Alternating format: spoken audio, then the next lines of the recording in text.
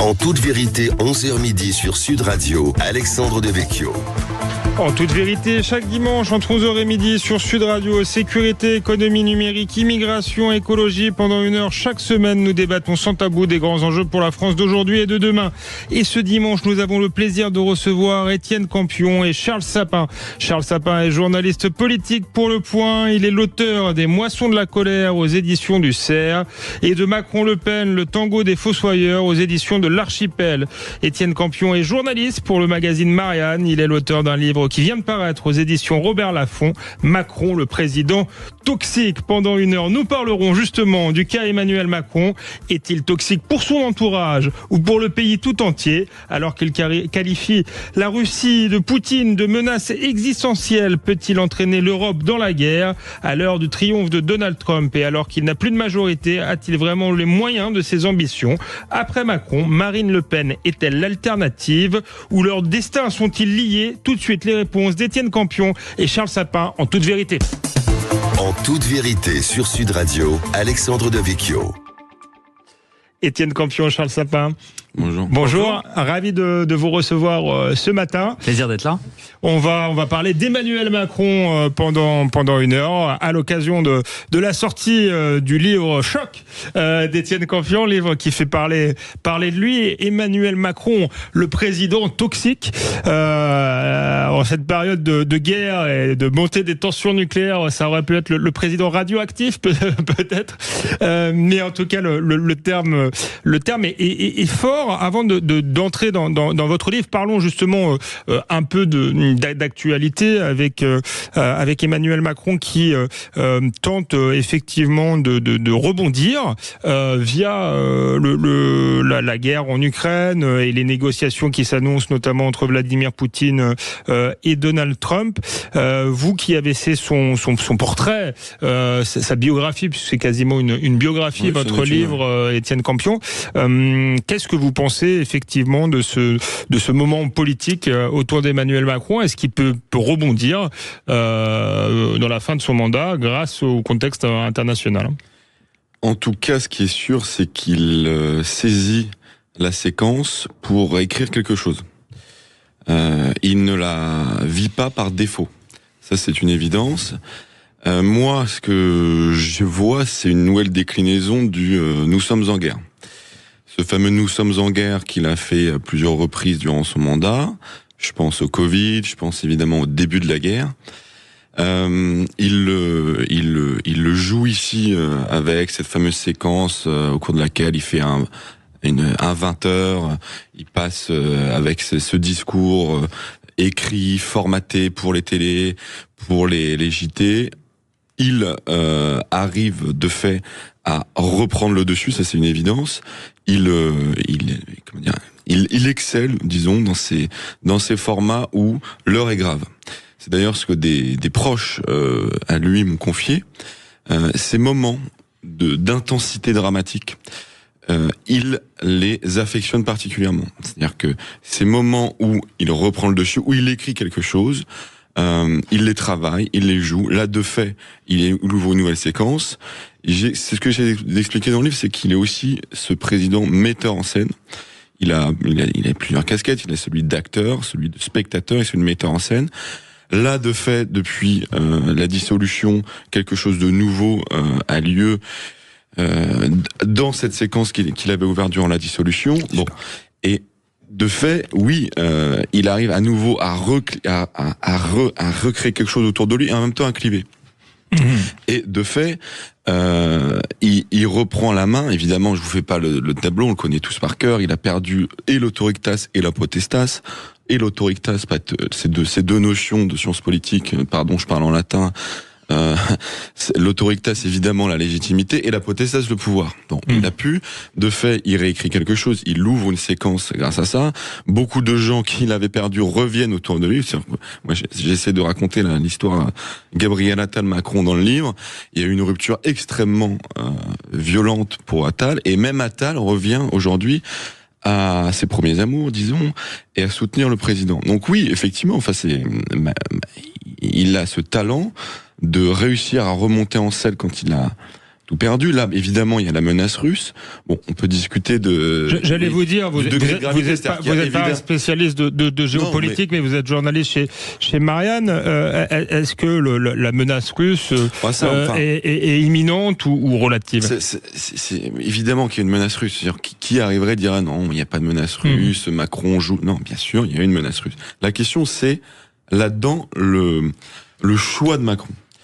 Bien sûr qu'il y a une menace, bien sûr que l'intensité dramatique est là, bien sûr qu'on a tous vu ce qui s'est passé vendredi dernier, maintenant ça va faire 10 jours, avec Zelensky et Trump. La question c'est pour un président de la Ve République, qu'est-ce que vous devez insuffler dans ce moment d'intensité? Est-ce que ça doit être du calme? Est-ce que ça doit être au contraire une autre dose d'intensité dramatique? Moi j'aurais plutôt tendance à dire que De Gaulle aurait parlé avec une forme de gravité, mais sans en rajouter là forcément.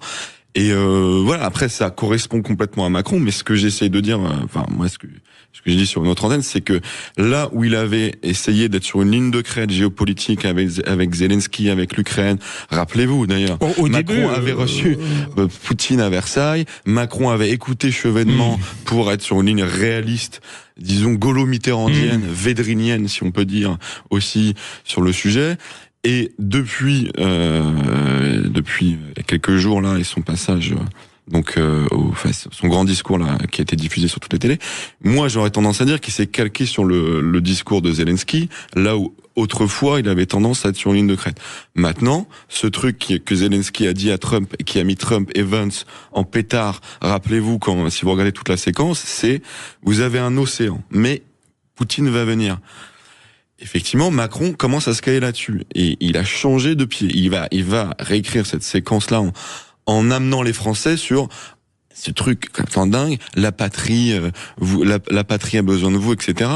Qui est un discours, on a l'impression d'être en 14. Bon. Pourquoi pas? Ouais, moi, je dis pas que c'est bien que c'est mal. Je dis pas que c'est bien que c'est mal. Je dis juste qu'il utilise la tension dramatique du moment et la tension et l'émotion des Français pour réécrire quelque chose de nouveau. Et ce truc-là, j'essaie de l'expliquer et de tendre le fil dans le livre pour revenir à zéro. Ça fait partie de sa palette. On y reviendra après.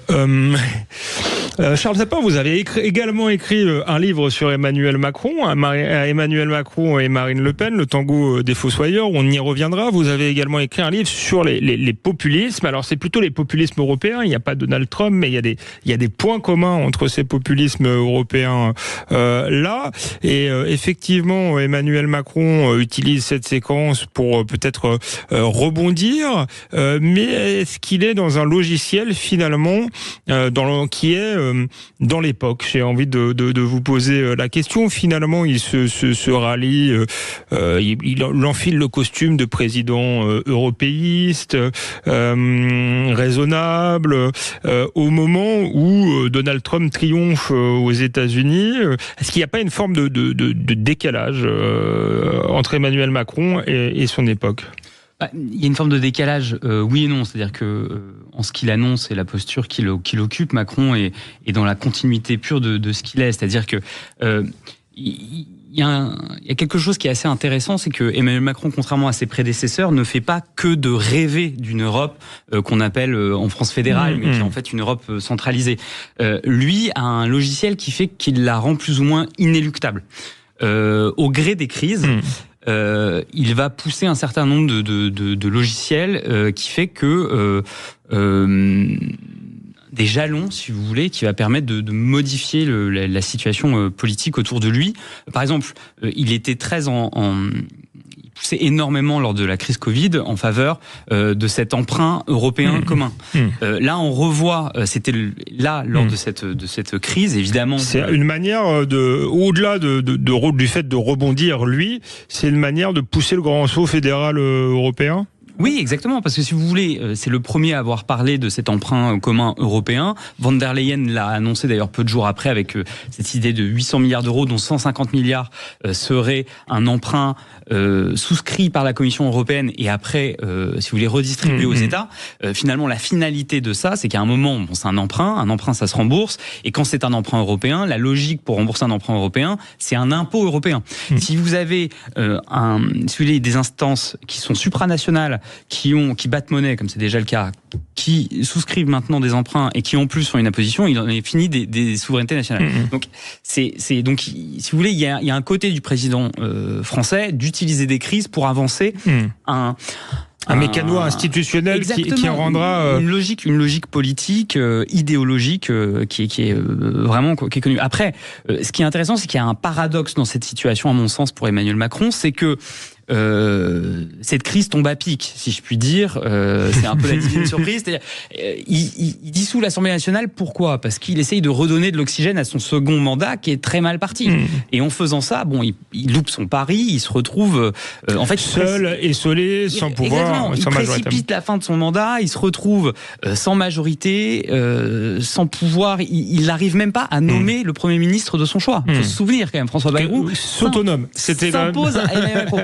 Donc on est vraiment dans un cas où il n'y a jamais eu un président de la Ve République aussi peu puissant et recroquevillé sur son palais de l'Élysée. Là, vous avez cette crise qui le remet. C'était un président jusqu'à là un peu Buckingham, c'est-à-dire il faisait de la représentation à l'étranger où il faisait des trucs symboliques. Bon, là, il y a cette crise qui arrive, qui le remet au centre du jeu à 2 titres. Déjà parce que c'est une crise internationale et que la constitution de la Ve est ainsi faite que le président de la République est au premier rang lorsqu'il y a une crise internationale. C'est lui qui prend les choix géopolitiques et qui représente le pays à l'étranger dans les différents sommets d'importance. Et puis en plus, cette crise internationale se fait, en tout cas en Europe, c'est Donald Trump, je crois, s'en moque un petit peu, mais en tout cas en Europe, se fait autour de la notion du concept qu'il a lui-même défini lors de son premier discours de la Sorbonne. Il l'a répété même lors de son deuxième discours de la Sorbonne en 2024, qui est celui d'autonomie stratégique. Donc c'est intéressant. C'est vrai qu'il était complètement marginalisé de l'histoire et il revient au centre grâce à cette crise. Il y a juste un élément de tempérance à apporter à mon sens, c'est que cette histoire d'autonomie stratégique, en gros, de trouver une alternative à l'OTAN, une alternative européenne, avec c'est ça, une forme d'indépendance européenne qui deviendrait souveraine, avec une autonomie stratégique défensive, ça demande 2 choses. Ça demande un soutien des peuples, très large, des peuples européens, et ça demande au moins une décennie, parce que ça prend du temps, notamment d'un point de vue industriel. Un consensus des États aussi, qu'on ne trouve pas. Je suis pas sûr que Viktor Orban, Giorgia Meloni soient sur la même ligne, par exemple. Et puis au-delà de ça, il faut aussi à un moment demander leur avis au peuple. Enfin, c'est-à-dire qu'il y a un moment, on peut pas aller au triple galop sans monture. Pas toujours avec l'Union européenne. Mais... Que ce soit, vous avez raison, que ce soit cet accord large au niveau des dirigeants européens, cet accord large au niveau des peuples européens, ou ce temps qui est d'une décennie de construction. Il ne l'a pas. Macron ne l'a pas. Macron, c'est fin de partie en 2027, quoi qu'il arrive. Donc, si vous voulez, là, évidemment, il y a un côté, je reprends le devant de la scène et je me tape le torse, mais quand on regarde, on se positionne sur un moyen à long terme. En fait, Emmanuel Macron aurait il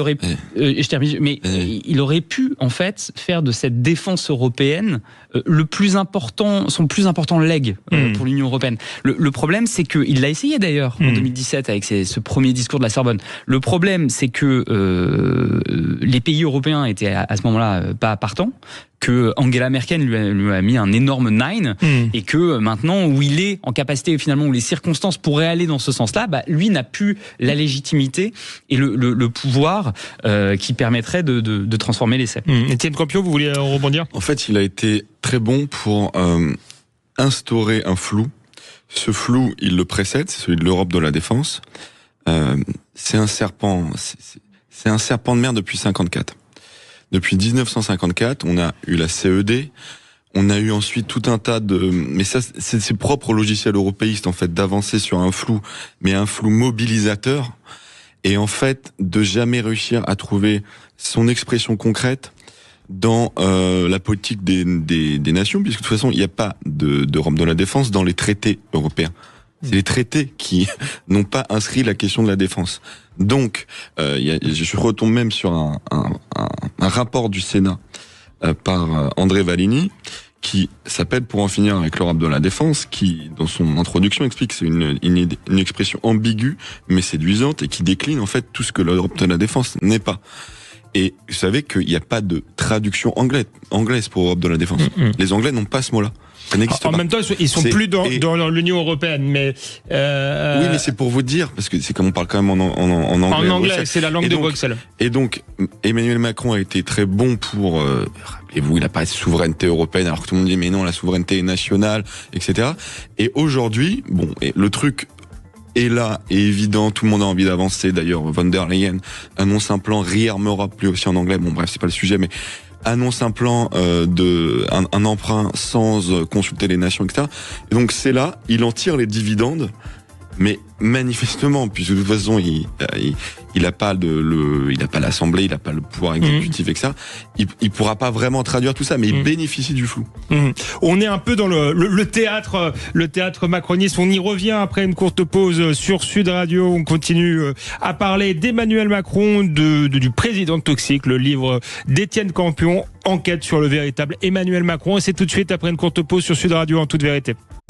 En toute vérité, 11h midi sur Sud Radio, Alexandre Devecchio. Nous sommes de retour sur Sud Radio en toute vérité avec Charles Sapin, journaliste au Point, auteur de Les Moissons de la colère aux éditions du CERF, et avec Étienne Campion, journaliste chez Marianne, auteur de Le président toxique, enquête sur le véritable Emmanuel Macron. C'est chez Robert Laffont, ça vient de sortir, ça fait couler beaucoup d'encre parce que on est dans un portrait psychologique pas toujours très flatteur d'Emmanuel Macron. Alors vous nous direz tout à l'heure ou pas si c'est psychologique.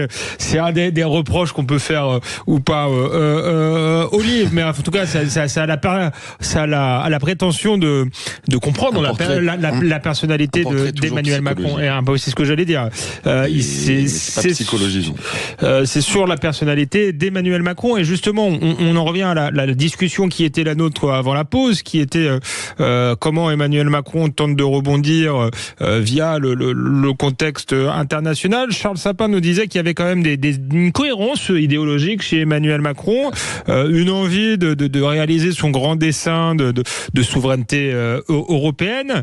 Et vous nous expliquiez, vous n'étiez pas forcément en désaccord, mais vous insistiez plutôt sur le côté acteur de théâtre d'Emmanuel Macron. Est-ce qu'il n'y a pas aussi, au fond de tout ça, l'envie profonde d'être sur le devant de la scène, une forme de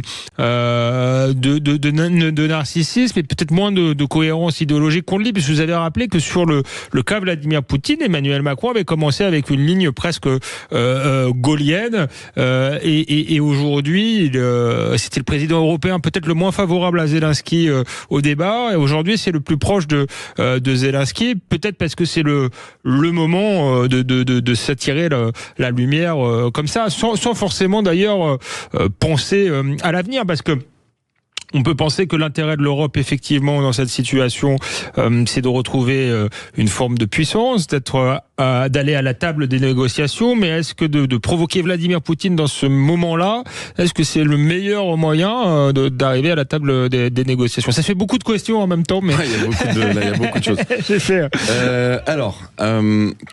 Qu'il ait un attrait pour la lumière depuis toujours, oui, ça va pas passer à côté.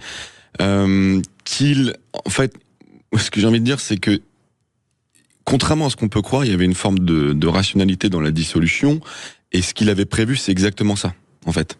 C'est ces moments où, finalement, il reste président de la 5e, donc il a la politique étrangère. Ça, il l'avait prévu, enfin, in fine. Bon, moi, ce que j'essaye d'expliquer dans le livre, c'est un portrait c'est une biographie qui remonte à ses années d'enfance. J'essaye de dire, on ne trouve plus la rationalité dans ce qu'il fait depuis la dissolution a fortiori, mais même avant. Donc, il faut essayer de comprendre ce qu'il est. Voilà. Donc, le bouquin repart de zéro. Tente, en interrogeant, j'ai interrogé une centaine de personnes, tente de percer à jour, parce que, en fait, je dis qu'il fait partie de ces grandes personnalités qui resteront, qu'on l'aime ou qu'on l'aime pas. On met de côté à l'entrée ses affects pour essayer de le comprendre. Il fait partie des personnes qui, dans 50 ans, poseront toujours des questions. Hollande, c'est pas le cas. Sarkozy, c'est pas le cas. Chirac, pas tellement. Macron va faire partie, il fait déjà partie de ces gens qu'on peine à comprendre. Donc, je vais expliquer le titre, puisque c'était aussi un des motifs de votre question, la question de la psychologie. L'idée d'un président toxique est complètement contre-intuitive. Normalement, c'est des personnes, ce sont des relations qu'on a eues. Ce terme est monté, d'ailleurs, sous ces années. Mais l'avantage de ce terme-là, c'est que tout le monde voit très bien de quoi on parle. On parle d'une personnalité qui, contrairement à la personnalité méchante, a utiliser le plaisir, le bonheur, les qualités dans le passé pour avoir une mainmise au présent. Donc c'est une relation qu'il a eue avec des tas de personnalités dans sa vie, et je dis qu'il y a les petites relations toxiques, je les raconte dans le livre, il y en a un tas, et il y a la grande, celle avec le pays, celle qui est inexplicable aux yeux des gens. Voilà. Donc ce truc, il est effectivement psychologique, mais toutes les biographies ont un aspect psychologique. Quand vous creusez aujourd'hui De Gaulle, Mitterrand, vous allez évidemment essayer d'expliquer ce qui fait levier chez eux. En fait, c'est pas pour le plaisir de psychologiser, c'est pour essayer de comprendre. Voilà. Et donc on arrive à l'idée de la lumière. Cette idée de la lumière chez lui, de la prise de lumière, elle est passionnante. Quand vous creusez, que vous interrogez des gens dans sa jeunesse, ils vous disent tous qu'il a eu ce besoin avec les professeurs, avec les adultes, avec les gens plus âgés, de prendre la lumière. Et il a un talent, et il le découvre, ce talent-là, très tôt.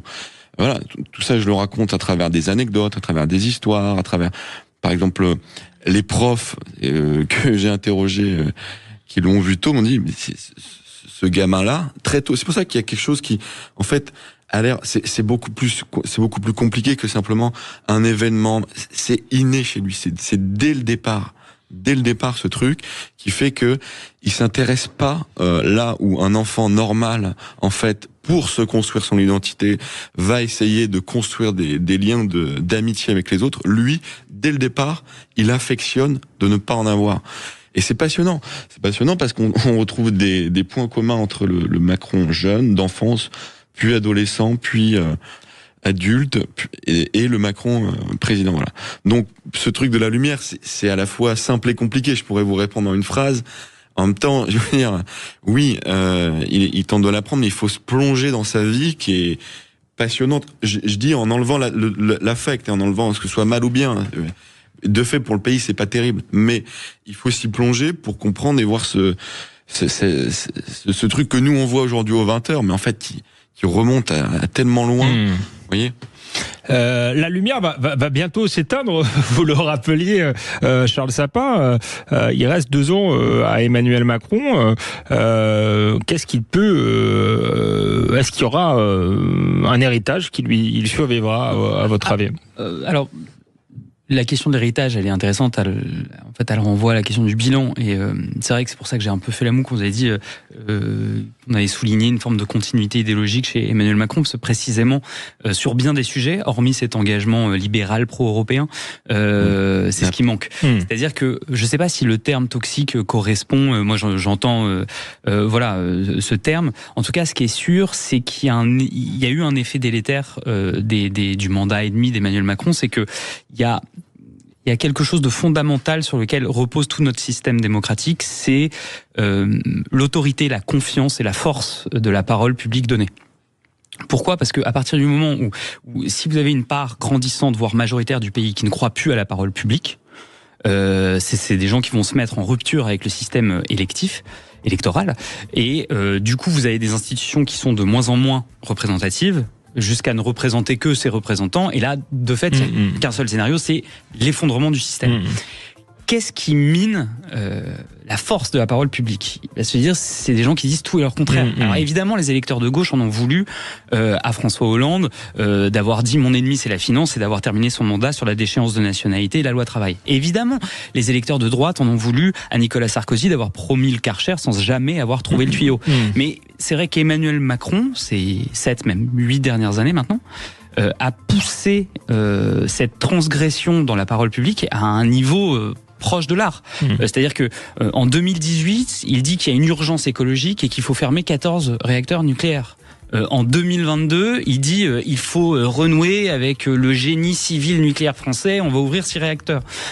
Sur l'éducation, il nomme Jean-Michel Blanquer, qui est porteur d'une ligne de laïcité. Puis il nomme Pape Ndiaye. Il nomme Pape Ndiaye, c'est son opposé idéologique. Sur l'immigration, je peux continuer comme ça. Sur l'immigration, nous dans le Point, il disait on atteint un niveau qui est plus possible, il faut réduire l'immigration légale et illégale. On pourrait effectivement continuer longtemps sur le en même temps de Emmanuel Macron, rajouter même l'Algérie. Non, mais exactement. Mais si vous voulez, c'est la pause, Charles Sapin. Donc je vous propose qu'on continue après une courte pause. On se retrouve dans quelques minutes sur Sud Radio avec Charles Sapin et Étienne Campion en toute vérité. En toute vérité, 11h midi sur Sud Radio, Alexandre Devecchio. Nous sommes de retour en toute vérité sur Sud Radio avec Étienne Campion, auteur de Le Président Toxique, Emmanuel Macron, enquête sur le véritable Emmanuel Macron. C'est aux éditions Robert Laffont, un livre qui explique que beaucoup des décisions d'Emmanuel Macron sont liées notamment à son tempérament, sa personnalité énigmatique. Et Les Moissons de la colère, plongées dans l'Europe nationaliste, de Charles Sapin, journaliste au Point, qui est également l'auteur précédemment d'un livre sur Emmanuel Macron, Macron-Le Pen, le tango des fossoyeurs. Avant la pause, je vous ai interrompu, Charles Sapin, vous nous parliez finalement de l'absence de cohérence idéologique chez Emmanuel Macron, à part sur la question européenne, des contradictions permanentes. C'est finalement quelqu'un qui prend ses décisions selon l'instinct du moment, ou justement le moment où il peut prendre la lumière, si on veut. Ça. Il y a certains d'ailleurs partenaires, compagnons de route, dit que le président de la République est comme l'eau de la rivière. Donc ça coule, ça s'adapte, ça. Bon, et c'est vrai que moi j'ai un souvenir, c'est-à-dire qu'on avait une interview au Point où il nous disait que le droit d'asile était totalement dévoyé, qu'il fallait réduire l'immigration illégale mais aussi légale. Et l'année suivante, on était à 835 000 premières demandes d'asile, qui était le record absolu. Et si vous voulez, le problème, après je vais pas reprendre tous les exemples, mais si vous voulez, le problème d'un chef de l'État qui a une parole qui ne cesse de se contredire, c'est délétère pour l'État à 2 points. C'est-à-dire que déjà, ça creuse ce désamour et ce déficit de confiance entre les Français et leurs institutions, ce qui est extrêmement dangereux. Et puis surtout, ça met un coin entre la France et ses partenaires étrangers. Regardez la question d'Israël. Vous avez le 7 octobre, première déclaration d'Emmanuel Macron, c'est il faut créer une coalition internationale sur le modèle de ce qui a été fait contre l'EI, contre le Hamas.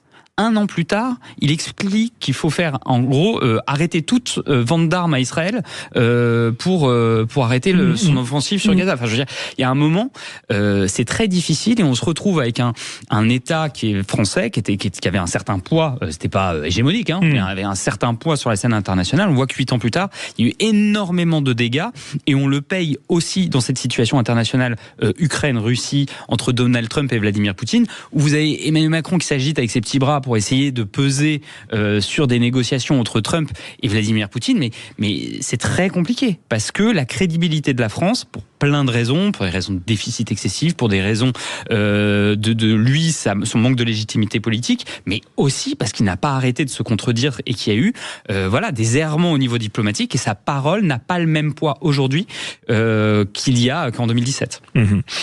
Étienne Campion, votre livre s'intitule Le Président Toxique.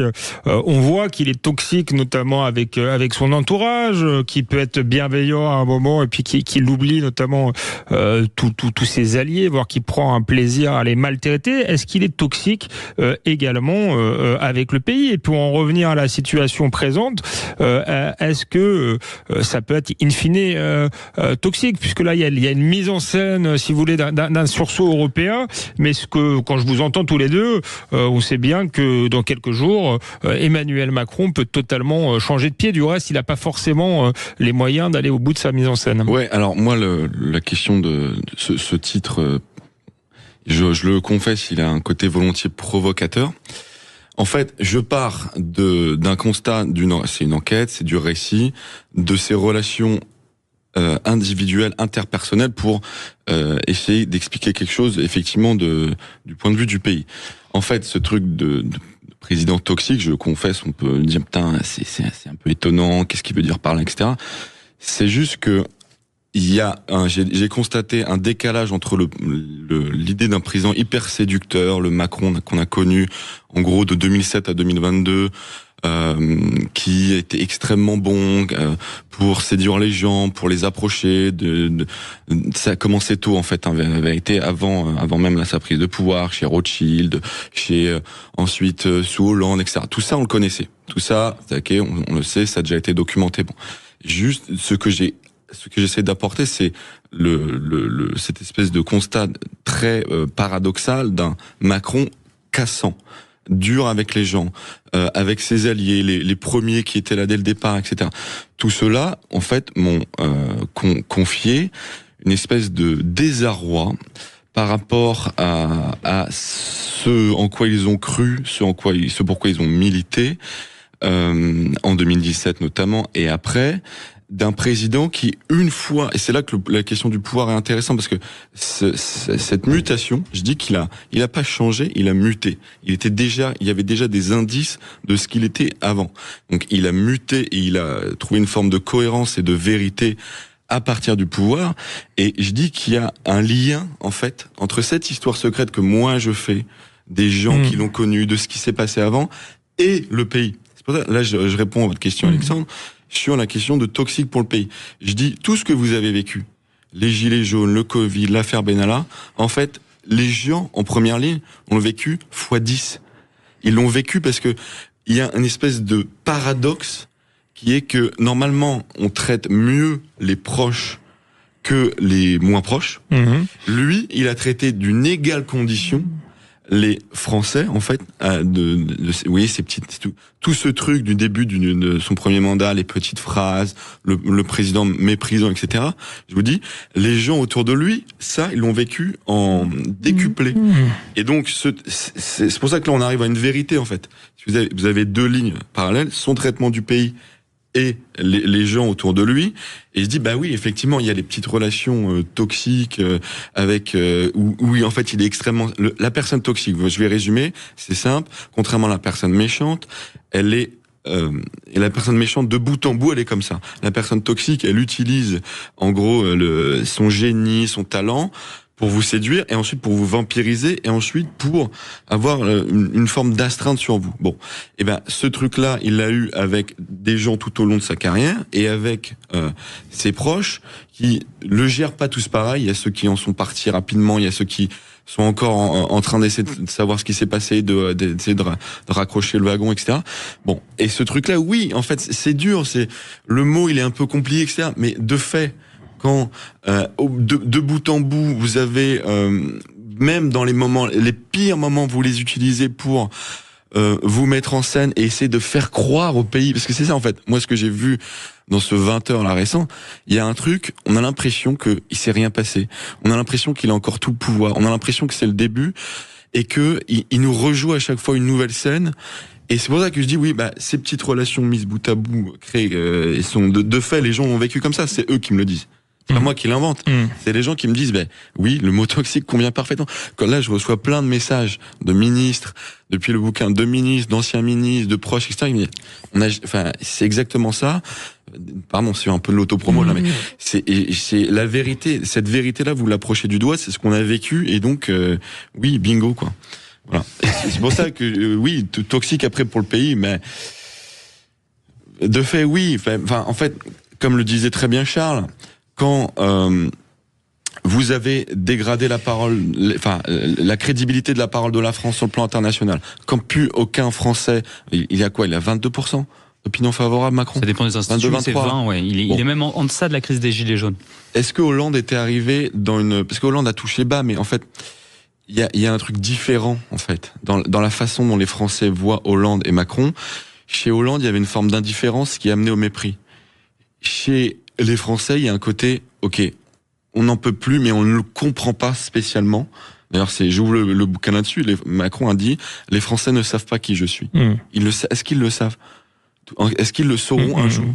On a commencé à parler de la question de l'héritage avec vous, Charles Sapin, d'autant plus que vous vous intéressez aux nouvelles formes politiques qui s'imposent en Europe. Il restera quoi d'Emmanuel Macron ? Et est-ce qu'à la fin, ça peut mal se terminer ? C'est quand même un président qui danse sur un fil, là, qui a plus de majorité, qui navigue un peu à vue. Tout ça dans un contexte international qui est de rupture très profonde. Donc, est-ce que vous êtes inquiet pour la suite, pour les 2 prochaines années ? Et d'ailleurs, est-ce qu'il peut tenir ?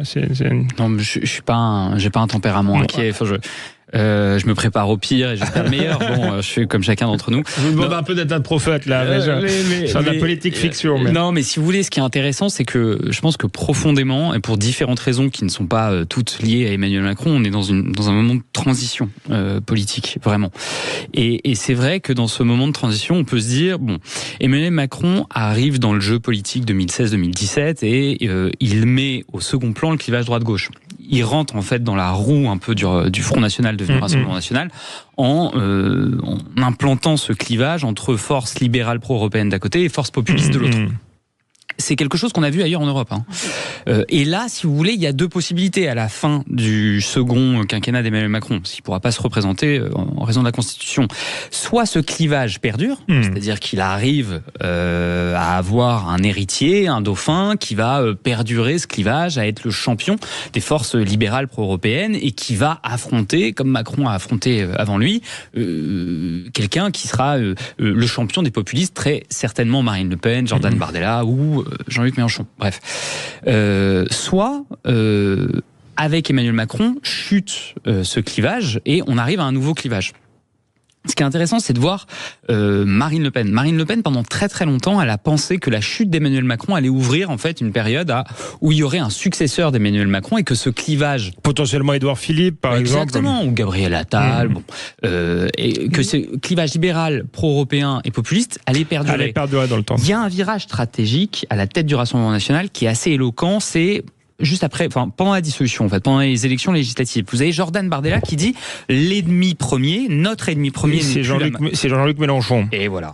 Donc un retour à un clivage droite-gauche avec une droite radicale, entre guillemets, et une gauche radicale. Ça veut dire que même au sein de ceux qui ont le plus intérêt à ce que perdure ce clivage, on n'y croit plus. Pourquoi ? Pour deux raisons. Déjà, pour une raison logique, c'est-à-dire que quand on voit les champions potentiels successeurs d'Emmanuel Macron, ça devient très compliqué d'un point de vue électoral. Vous avez aujourd'hui, à minima, 4 candidats sur le même secteur sociologique qui se restreint de jour en jour. Vous avez un candidat PS, au moins 2 candidats macronistes, un candidat LR. Ces gens-là sont tous sur le même secteur électoral, qui comprend en gros la France modérée, CSP+, et retraités, qui se réduit de jour en jour. On voit pas comment ça atteint au second tour aujourd'hui. Bon, donc déjà c'est compliqué pour le clivage. Ensuite, on le voit partout en Europe, ce clivage libéral pro-européen populiste, en fait, se referme, et on voit partout un nouveau clivage poindre, qui est un retour au clivage droite-gauche, mais pas le clivage droite-gauche comme on l'a connu il y a 20 ans qui s'affrontait sur une base sociale, mais un nouveau clivage droite-gauche qui s'affronte sur des questions identitaires, avec une partie de la société qui se sent tributaire d'un héritage qui vient de leurs grands-parents, de leurs parents et qu'ils aimeraient transmettre à leurs enfants, une sorte de mode de vie, et qui sent ce mode de vie attaqué par l'autre partie de la société qui assume de vouloir mettre à bas ce mode de vie parce qu'il est islamophobe, qu'il est machiste, qu'il est anti-écologique. Et toute la question qui va se poser, c'est qui va occuper ce clivage. On voit que le Rassemblement National est très très bien placé aujourd'hui pour en fait incarner cette nouvelle droite, même si le terme est un peu galvaudé. Une nouvelle gauche, on voit en fait cette mutation de la France insoumise, racialiste, et qui pourrait... et pour l'instant, c'est Jean-Luc Mélenchon qui l'incarne, peut-être quelqu'un d'autre par la suite. C'est la dernière partie de cette émission. Dans quelques minutes, on se retrouve après une courte pause. Qui est vraiment Emmanuel Macron ? On tente de répondre à la question en toute vérité ce matin sur Sud Radio. En toute vérité, 11h midi sur Sud Radio, Alexandre Devecchio. Nous sommes de retour en toute vérité sur Sud Radio avec Étienne Campion, journaliste chez Matériane, auteur de Le Président Toxique, enquête sur le véritable Emmanuel Macron. C'est aux éditions Robert Laffont, et avec Charles Sapin, auteur de Les Moissons de la colère, plongé dans l'Europe nationaliste. C'est aux éditions du CR, mais aussi Macron-Le Pen, le tango des fossoyeurs. Ce que vous nous expliquiez, Charles Sapin, avant la pause, c'est qu'il y a une véritable recomposition politique aujourd'hui, et que le bloc central, en réalité, est en train de disparaître, non seulement en France, mais aussi en Europe. On a beaucoup parlé de la personnalité d'Emmanuel Macron, d'une fin de mandat compliquée, de ses tentatives de rebondir, mais est-ce que finalement, au-delà de sa personnalité, tout ça était pas sa chute, n'était pas inscrite dans les plaques tectoniques politiques? Si, bien sûr, on dézoome. Quand on dézoome, en fait, on voit des choses tout à fait parallèle dans d'autres pays européens. Donc ça fait relativiser même si Emmanuel Macron avait forcément en main son destin et ses choix idéologiques, mais on voit des grands mouvements européens importants. Ce qu'on voit, c'est quand on part, en fait, la vraie rupture, à mon sens, c'est 2008-2009, c'est-à-dire la crise financière, où là, vous avez un système qui n'arrive plus à générer suffisamment de croissance pour en distribuer les fruits, notamment aux classes populaires. Les classes populaires se sentent trahies, tournent les talons, font le crime de lèse-majesté et vont rejoindre les cohortes de forces populistes. Du coup, les forces de centre-droit et centre-gauche qui se partageaient le pouvoir sont obligées de fusionner, alors soit en créant de nouveaux partis comme en France c'est En Marche, soit en faisant des coalitions dans les régimes parlementaires pour faire face aux forces populistes qui montent comme ça en puissance. C'est comme ça qu'on arrive, un peu partout en Europe, à ce clivage libéral pro-européen d'un côté et forces populistes de l'autre. Et là, on voit quelque chose de très différent, parce que on voit une prégnance nouvelle des sujets identitaires dans le débat public, et avec un électorat qui était plutôt soit de centre droit, soit de centre gauche, qui se radicalise en fait au contact de ces sujets identitaires, et qui induit en fait une repolarisation. Et on voit un retour d'une droite, mais beaucoup plus radicale, avec une lecture civilisationnelle des choses, qui s'oppose à une gauche qui n'est plus du tout la gauche, deuxième gauche strauss-kahnienne, mais qui est une gauche, elle aussi radicale, avec une vision racialiste. C'est la créolisation de Jean-Luc Mélenchon face, pour aller dans les deux extrêmes, au grand remplacement qu'a dit Éric Zemmour. Moi, je l'ai vu sur le terrain, parce que lors de mon dernier bouquin, j'ai fait un petit tour d'Europe. Et c'est vrai que ça m'a intéressé. Je prends souvent cet exemple pour voir la prégnance des sujets identitaires, mais il y a une force au Portugal qui s'appelle Chega. Elle est intéressante parce qu'elle a fait x10 en 3 ans. Et je suis allé voir le patron de cette force nationale conservatrice. Je lui ai dit, mais est-ce que vous avez vu un moment, pourquoi ça a explosé, quoi? Est-ce qu'il y a eu une vague d'adhésion d'un coup? Et il m'a dit, bah oui, tout à fait. C'est le moment où, en fait, où le conseil de Miss Portugal a choisi une personne transgenre pour, participer à Miss Univers. Et là, je te disais, il y a des gens portugais, qui étaient qui votaient plutôt au centre droit d'habitude, quoi. Mais qui ont été tellement choqués par cette décision qu'ils se sont dit, ok, là je vais plus voter pour mes intérêts économiques, je vais voter pour que la civilisation reste comme je la connais et que on continue de vivre que mes petits enfants continuent de vivre dans la même société que j'ai connue. Et donc ils se décrochent des forces de droite traditionnelles pour aller nourrir les forces nationalistes. Et on voit en fait une sorte de polarisation en accéléré qui fait que là-dessus, c'est vrai que moi j'ai fait que l'Europe, mais vous avez raison, les États-Unis ont vécu ça quelques années avant. On voit une polarisation tellement forte où en fait on a une radicalisation de la gauche d'un côté, radicalisation de la droite de l'autre, avec tous les ponts qui permettaient de créer des liens chuter les uns après les autres. Étienne Campion, justement là on est déjà d'une certaine manière dans l'après Macron que vous évoquez dans votre livre, puisqu'il y a un dernier chapitre avec Marine Le Pen. Est-ce que Marine Le Pen est forcément l'alternative à Emmanuel Macron? Ça, c'est les Français qui le diront. Ce que j'essaie de creuser dans le chapitre, c'est la relation Macron-Le Pen. En fait, il y a un truc que les gens ne soupçonnent pas, qui est une forme fascination, le mot est un peu grand, du président de la République pour cet adversaire qu'il a construit. Évidemment, bien sûr qu'il y a des forces. C'est un peu la thèse d'ailleurs de Charles Sabat sur le tango des fossoyeurs, alors que les deux se sont servis mutuellement. Je rends hommage à votre travail là-dessus, qui va beaucoup plus creuser. Moi, c'est juste un chapitre, mais il y a des exemples. C'est Jordan Bardella qui me le dit d'ailleurs, je le cite dans le livre. L'équipe aussi autour de Marine Le Pen. Enfin, voilà. Il y a des moments où Macron a mis en scène cette relation au point d'en être fasciné et tomber dedans. Et j'explique que à des moments aussi, il fait par exemple, je vous donne un exemple très concret, il donne des offs dans la presse. Des offs, c'est simple, c'est-à-dire que vous faites, vous demandez à un conseiller de... Parce que les gens sachent que c'est ouais, mais faut expliquer comment ça se passe. On le sait, mais c'est pas si évident que ça. C'est-à-dire qu'il y a un proche du président, ou président directement, qui envoie à tel ou tel journaliste, par exemple, je cite l'Express, ça peut être d'autres d'ailleurs, voilà, Marine Le Pen, qu'est-ce qu'elle a été, quand ils ont des rencontres, par exemple, qu'est-ce qu'elle a été fort. Bardella a été bon, par exemple, les rencontres de Saint-Denis. Juste après les rencontres de Saint-Denis, Macron dit du bien dans la presse de Bardella. quand il a rencontré Marine Le Pen aussi, le 26 août, j'ouvre le bouquin là-dessus, le 26 août dernier, dans les négociations pour la nomination d'un Premier ministre, Marine Le Pen, elle nous a impressionné, etc. Bon, ce truc-là qu'il a tissé est intéressant parce que, bien sûr, il a mis en scène moi ou le chaos, moi ou l'extrême droite, etc. Et en fait, à la fin, on se rend compte que, bon, déjà, il a diabolise plus tant que ça. Il a fait venir à l'Élysée le 26 août dernier. Il a fait venir à d'autres moments. Là aussi, ça aussi. Voilà. Il n'avait pas du tout besoin de ça. Il n'avait pas besoin de ça parce que de toute façon, le RN était hors jeu. Il y avait eu barrage républicain, etc. Et donc, en fait, à la fin, je dis qu'il y a une espèce de déconstruction bizarre des rapports d'alliés et d'ennemis qu'on retrouve en fait chez des présidents. Il y en a eu d'autres dans l'histoire. Oui, Mitterrand avec Chirac, par exemple, Exactement. qui avait plutôt soutenu Jacques Chirac en 95 plutôt que son propre camp. Quand il y a des dysfonctionnements comme ça, alliés, ennemis, alliés Attal je raconte la scène, c'est navrant, mais autour de lui, ils se mettent à pleurer après la dissolution. Ils sont pleurés physiquement. Vous nous expliquez que peut-être Emmanuel Macron préfère Marine Le Pen que Gabriel Attal. Quand vous avez construit quelque chose qui en fait revient en boomerang et que ce truc est totalement déconstruit, et ben vous êtes obligé d'aller dans la tête du personnage. C'est pour ça que je fais le bouquin et que j'essaye d'expliquer avec ce mot-là. C'est une ouverture du débat plus qu'une fermeture. Voilà, il y a quelque chose de bizarre.